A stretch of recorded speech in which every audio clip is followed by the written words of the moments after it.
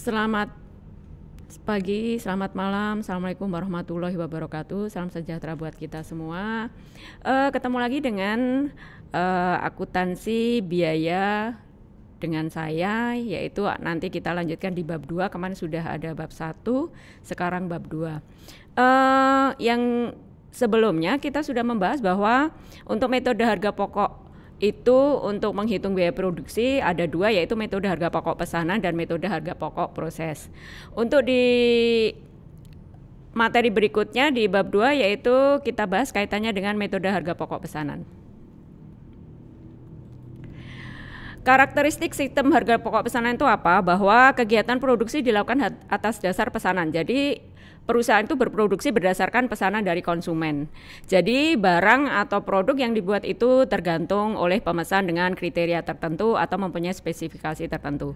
Setelah produksi untuk memproduksi barang itu selesai, berarti produksinya terputus. Nanti akan dihitung biaya produksinya berapa. Tergantung nanti setiap pesanan itu akan dihitung dengan biaya produksi masing-masing. Setelah produksi untuk produk pesanan selesai, maka kalau tidak ada pesanan lain dianggap bahwa tidak ada produksi lagi karena tidak ada pesanan. Yang kedua yaitu biaya produksi dikumpulkan untuk setiap pesanan, sehingga perhitungannya bagaimana? Bahwa total biaya produksi dihitung pada saat pesanan selesai. Tidak perlu menunggu sampai akhir periode, pesanan itu harus dihitung biayanya ketika produk itu selesai. Terus biayanya bagaimana? Biayanya yaitu bahwa biaya per unitnya dihitung dengan cara membagi total biaya produksi dengan total unit yang diproduksi. Jadi total unit yang dihasilkan berapa? Misalnya total biaya produksi itu 1.000. Sedangkan total unit yang yang menjadi atau produk jadi yang diproduksi itu misalnya 100, berarti 1.000 dibagi 100, itulah nanti menjadi biaya per unit. Pengumpulan biaya produksi dilakukan dengan membuat kartu biaya produksi atau namanya job order cost sheet. Jadi nanti pada waktu kita membuat produk-produk pesanan itu, nanti kita menyediakan job order cost sheet. Kalau sekarang paperless juga tidak apa-apa, misalnya lewat program, tetapi ada juga yang masih memakai dengan hard copy atau print out berupa job order cost sheet. Di job order cost sheet nanti akan ada kaitannya informasi, yaitu nama pemesannya siapa, jumlah yang dipesan berapa, terus tanggal pesannya kapan, dan lain sebagainya. Kemudian informasi biaya di situ akan ada tercantum biaya bahan baku, biaya tenaga kerja, dan biaya overhead pabrik. Seperti yang saya sampaikan kemarin, ciri khas dari perusahaan manufaktur yaitu adanya rekening atau akun yang dinamakan biaya overhead pabrik. Termasuk di dalamnya nanti ada barang dalam proses. Yang keempat, setelah pesanan selesai dikerjakan, biasanya produk itu langsung diserahkan, tidak perlu ada penyimpanan. Bagaimana untuk menghitung harga pokok pesanan atau untuk menelusur biaya-biaya yang berkaitan dengan pesanan itu? Pertama yang bisa ditelusur yaitu bahan baku, yang kedua yaitu tenaga kerja langsung. Itu bisa ditelusur karena apa?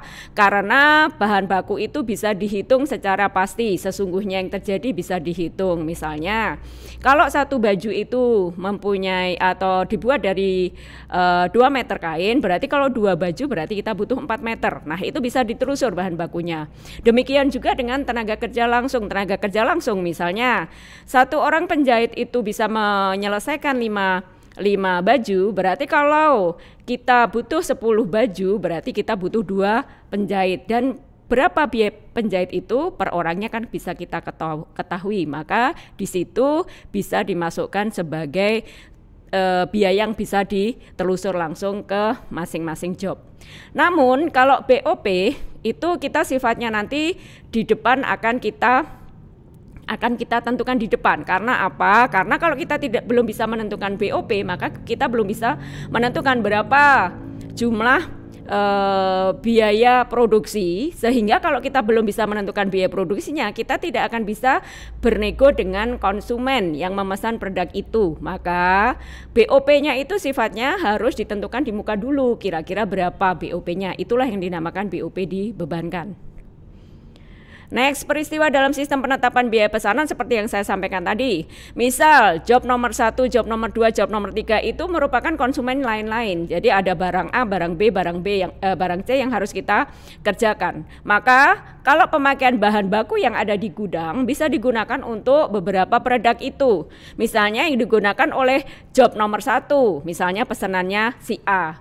Job nomor 2 pesannya si B, job nomor 3 pesannya si C. Kalau selama memakai bahan baku untuk pesanannya si A dimasukkan ke proses produksi, ya berarti nanti dicatat di jobnya si A. Seandainya nanti bahan baku itu dikerjakan untuk produknya si C, berarti kita masukkan di jobnya atau kartu job order cost-nya ke job C gitu, dan seterusnya. Itu bisa dilakukan baik itu bahan baku maupun tenaga kerja langsung. Jadi bisa dibebankan secara langsung ke masing-masing job. Sedangkan untuk BOP, job nomor 1, nomor 2, nomor 3 semua menggunakan pembebanan di depan. Tetapi begini, bedanya kalau di BOP itu pembebanannya bisa pakai berbeda-beda. Misalnya di job si A. Job si A itu misalnya 50%, BOP-nya itu 50% dari biaya bahan baku. Di job nomor 2 atau job B itu bisa nanti BOP-nya itu 70% dari biaya tenaga kerja langsung dan seterusnya. Jadi bisa ditentukan masing-masing job. Karakteristik metode harga pokok pesanan. Perusahaan memproduksi berbagai macam produk sesuai dengan spesifikasi pemesan. Jadi sifatnya nanti heterogen, bukan homogen, sesuai dengan kriteria yang dipesan oleh pemesan. Jadi kita berproduksi itu berdasarkan apa yang ingin diperoleh oleh si pemesan. Unitnya nanti akan berbeda-beda dengan pemesan yang lain. Biaya produksi harus digolongkan menjadi biaya produksi langsung dan biaya produksi tidak langsung. Di sini kita akan lihat mana yang langsung dan mana yang tidak langsung, harus dibedakan seperti itu. Biaya produksi langsung bisa diperhitungkan sebagai harga pokok produksi pesanan berdasarkan biaya yang sesungguhnya terjadi. Namun untuk BOP itu dihitung dengan tarif di depan seperti yang saya sampaikan di depan tadi. Harga pokok produksi per unit dihitung pada saat pesanan selesai. Setelah pesanan selesai itu nanti kita total berapa biaya produksinya untuk si pesanan, satu pesanan, terus nanti baru dibagi dengan berapa unit yang dihasilkan. Jadinya seperti yang saya sampaikan tadi bahwa misal total biaya produksinya 1000, unit yang diproduksi itu totalnya 100, ya tinggal dibagi 1000 dibagi 100, itulah menjadi biaya per unit untuk produk pesanan. Akuntansi harga pokok pesanan, yaitu kita menggunakan dokumen utama untuk menelusuri biaya yang digabungkan dengan pekerjaan melalui kartu pesanan atau job order sheet atau job order cost sheet. Nah, ini contohnya, akuntansi harga pokok pesanan. Ada nama pelanggannya, ada produknya apa, kuantitasnya berapa. Jobnya misalnya di jobnya itu diberi kode 58, tanggal pesannya kapan, nanti mulai dikerjakan kapan. Nah di sini nanti kita lihat bahwa ada bahan yang digunakan berapa, misalnya tanggal 2 bulan 10 menggunakan bahan 2,5 juta. Tenaga kerja kita bayar 2 kali, yaitu tanggal 15 dan 27 sebesar 1.500.000 dan 2 juta. Sedangkan BOP seperti yang saya sampaikan tadi bahwa BOP itu sifatnya dibebankan gitu ya. Dibebankan itu apa? Oh berarti misalnya ditarifkan berapa persen dari apa? Boleh berapa persen dari tenaga kerja, boleh berapa persen dari bahan. Jadi nanti kita hitung misalnya BOP di sini dibebankan misalnya 70 atau 75% dari tenaga kerja. Itu nanti kita hitung misalnya di sini jumlahnya 2625. Akhirnya bagaimana? Akhirnya kalau seperti itu kita tahu bahwa di sini ada bahan baku 2,5 diperoleh dari sini. Tenaga kerja 3,5 diperoleh dari biaya tenaga kerja. Sama overhead pabrik 2625. Kita totalkan 8625. 8625 itu biaya produksinya. Kita jual berapa? Misalnya harga jualnya 12 juta. Berarti berapa kita memperoleh laba kotor, harga jual dikurangi biaya produksi, ketemu 3375. Itu untuk job order cost sheet seperti ini.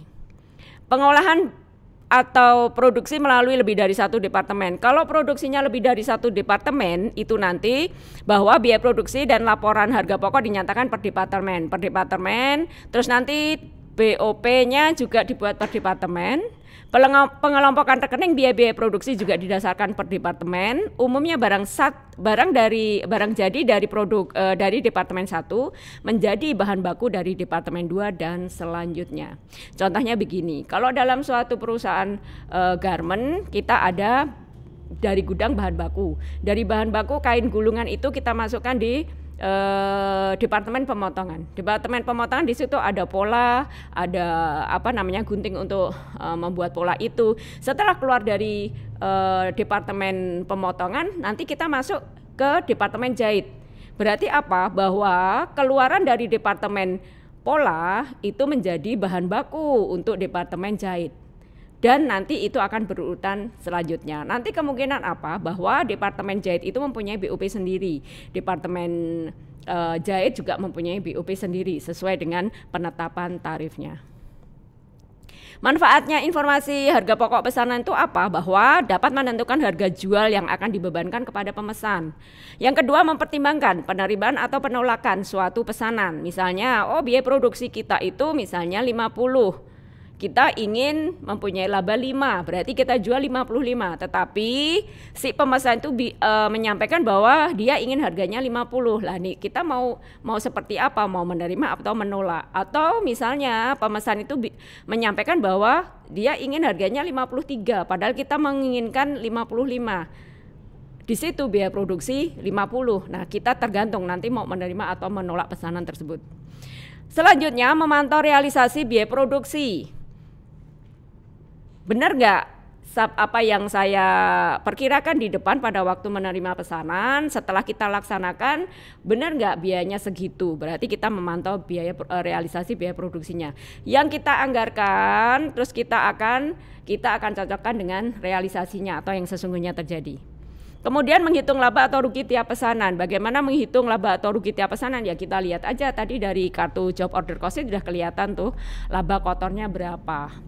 Menentukan harga pokok persediaan produk jadi. Seandainya produk itu belum diambil oleh pemesan, padahal kita harus membuat laporan keuangan karena ada cut off periode untuk laporan keuangan. Berarti apa? Berarti kita harus menyajikan apa? Menyajikan persediaan produk jadi yang belum diambil oleh konsumen atau pemesan. Ya berarti apa? Berarti sebesar berapa biaya produksinya, itulah yang akan menjadi persediaan produk jadi. Menentukan harga jual yang dibebankan pada pemesan, Anda tahu ada taksiran. Jadi masih sifatnya taksiran ya kalau menentukan harga jual, kan itu belum terjadi. Taksiran biaya produksinya berarti terdiri dari total biaya produksi. Total biaya produksi itu, taksiran total biaya produksi terdiri dari biaya bahan baku, biaya tenaga kerja langsung sama BOP. Berapa? Kita masukkan di sini taksiran biaya produksi untuk pesanan. Setelah itu taksiran biaya non produksi, selain biaya produksi kita masukkan, kita menjadi taksiran total biaya pesanan yang terdiri dari taksiran biaya produksi pesanan dan biaya non produksi, menjadi taksiran biaya. Kemudian kita tambahkan laba yang kita inginkan, akhirnya akan terjadi taksiran harga jual kepada pemesan, yaitu yang ini. Next, mempertimbangkan penerimaan dan penolakan pesanan. Bagaimana kalau kita menerima atau menolak pesanan? Seperti yang saya sampaikan tadi, bahwa nanti harga yang kita tetapkan kepada pemesan, apakah itu sudah sesuai belum dengan yang diinginkan pemesan. Kalau biaya produksi ditambah dengan laba yang kita inginkan belum match dengan pemesan, ternyata masih lebih rendah atau masih lebih tinggi daripada harga atau penetapan pemesan inginkan, berarti kita akan menolak atau menerima. Sebaliknya, ternyata pada waktu harganya biaya produksi plus dengan laba yang kita inginkan itu lebih tinggi lebih rendah daripada harga pemesan, ya berarti kita akan menolak atau menerima pesanan. Memantau realisasi produksi, berarti nanti anggaran yang tadi sebelum kita hitung taksiran-taksiran tadi, terus kita cocokkan dengan yang sesungguhnya terjadi. Akhirnya kita akan bisa memantau lebih tinggi anggarannya atau lebih tinggi realisasinya. Berarti nanti kan kita bisa tahu efisien atau tidak efisien, terjadi kerugian atau terjadi keuntungan dari situ. Menghitung laba rugi seperti yang saya sampaikan tadi, berapa yang dijual dikurangi dengan total biaya produksi, ketemu laba bruto. Menentukan harga pokok persediaan produk jadi jelas. Nanti berdasarkan catatan biaya produksi tiap pesanan, manajemen dapat menentukan biaya produksi yang melekat pada pesanan setelah selesai diproduksi. Namun pada tanggal neraca belum diserahkan kepada pemesan, padahal perusahaan harus melakukan laporan keuangan. Jadi harus cut off di periode itu. Maka apa? Maka persediaan barang yang sudah jadi harus kita sajikan pula di laporan keuangan. Berapa yang kita laporkan, berarti nanti Anda lihat sendiri dalam neraca sebagai harga pokok persediaan produk jadi. Biaya yang melekat pada pesan yang belum selesai pada tanggal neraca disajikan di neraca sebagai harga pokok persediaan produk dalam proses. Jadi nanti kalau yang sudah jadi kita anggap sebagai atau kita masukkan ke akun harga pokok persediaan produk jadi, yang belum selesai masih dalam proses kita masukkan akun harga pokok persediaan produk dalam proses. Rekening yang digunakan dalam metode harga pokok pesanan ada beberapa yang nanti harus Anda familiar dengan hal ini, yaitu barang dalam proses, persediaan bahan baku, gaji dan upah, biaya overhead pabrik, dan persediaan produk jadi. Rekening kontrol dan rekening pembantu Anda lihat ada dokumen sumber, ada nanti di jurnal, ada buku besar, kemudian ada rekening kontrol. Nanti rekening kontrol dan buku besar kita rekonsiliasi atau kita cocokkan dengan buku pembantu atau rekening pembantu. Apa saja rekening kontrol dan rekening pembantunya? Yaitu rekening kontrolnya persediaan bahan baku, rekening persediaan bahan baku, rekening persediaan bahan penolong, nanti rekening pembantunya yaitu kartu persediaan, terus rekening kontrolnya barang dalam proses, rekening pembantunya kartu harga pokok, dan lain sebagainya. Prosedur pencatatan bahan baku, ini sudah masuk ke jurnal akuntansinya. Pada waktu membeli bahan baku jurnalnya apa? Kalau membeli bahan baku berarti kita mempunyai persediaan bahan baku, kita catat. Belinya pakai utang atau pakai kas, nanti tergantung. Kalau utang ya dicatat utang, kalau kas ya dicatat pengeluaran kas. Pencatatan pemakaian bahan baku pada waktu proses produksi udah dimulai, berarti ada bahan baku yang kita masukkan ke proses produksi.